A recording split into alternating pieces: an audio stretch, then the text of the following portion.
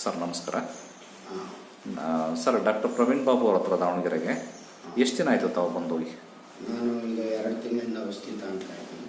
ಕಿವಿ ನೋವಿನ ಪ್ರಾಬ್ಲಮ್. ಕಿವಿ ನೋವು ಮತ್ತು ಕಿವಿಯಲ್ಲಿ ಗುಯ್ ಅಂತ ಇತ್ತಲ್ಲ, ಗುಯ್ ಅಂತ ಇತ್ತು. ಎಷ್ಟು ವರ್ಷಗಳಿಂದ ಪ್ರಾಬ್ಲಮ್ ಇತ್ತು ರೀ? ಒಂದು 6-7 ತಿಂಗಳಿಂದ, ಒಂದು ವರ್ಷದಿಂದ ಹೆಚ್ಚು ಕಮ್ಮಿ. ಕಮ್ಮಿ ಅಂದರೆ ನಿದ್ದೆ ಡಿಸ್ಟರ್ಬೆನ್ಸ್ ಆಗ್ತಾ ಇತ್ತಾ? ಭಾಳ ಡಿಸ್ಟರ್ಬೆನ್ಸ್ ಆಗ್ತಾ ಇತ್ತು. ಓಕೆ. ಆಮೇಲೆ ಎಲ್ಲ ಕಡೆ ತೋರಿಸಿ ಆಯ್ತಲ್ಲ, ಯಾವುದು ಡಾಕ್ಟರ್ ಹೆಸರು ಏನಾದ್ರು ಹೇಳಕ್ ಹೋಗ್ಬಿಡ್ರಿ. ಎಲ್ಲ ಕಡೆ ತೋರಿಸಿ ಆಗಿತ್ತು. ತೋರಿಸಿದ್ದೀವಿ, ಇಂಗ್ಲೀಷ್ ಮೆಡಿಸಿನ್ ತೋರಿಸಿದ್ವಿ, ವರ್ಕೌಟ್ ಆಗಲಿಲ್ಲ, ಹೆಲ್ಪ್ ಆಗಲಿಲ್ಲ. ಕೆಲವೊಂದು ವಿಡಿಯೋಸ್ ನೋಡಿದ್ಮೇಲೆ ನಿಮ್ದ ಇಲ್ಲಿ ಬಂದಿತ್ತು. ಓಕೆ. ನಮ್ಮಲ್ಲಿ ಅನುಕೂಲ ಆಯ್ತಾ? ಆಗಿದೆ. ನಿದ್ದೆ ಎಲ್ಲ ಸೌಂಡ್ ಬರೋದು ಕಮ್ಮಿ ಆಗಿದೆ ಈಗ? ಕಡಿಮೆ ಆಗಿದೆ, 75% ಕಡಿಮೆ. 75% ಕಮ್ಮಿ ಆಗಿದೆಯಾ? ಈಗ ನಿದ್ದೆ ಚೆನ್ನಾಗಿ ಬರ್ತಾ ಇದ್ದಾರಾ? ಬರ್ತಾ ಇದೆ ಚೆನ್ನಾಗಿ. ಅದ್ರ ಜೊತೆ ಅಂಗಾಲು ಉರಿ ಇತ್ತಲ್ವಾ ನಿಮಗೆ? ಹೌದು. ಅಂಗಾಲು ಉರಿ ಈಗ ಹೇಗಿದೆ?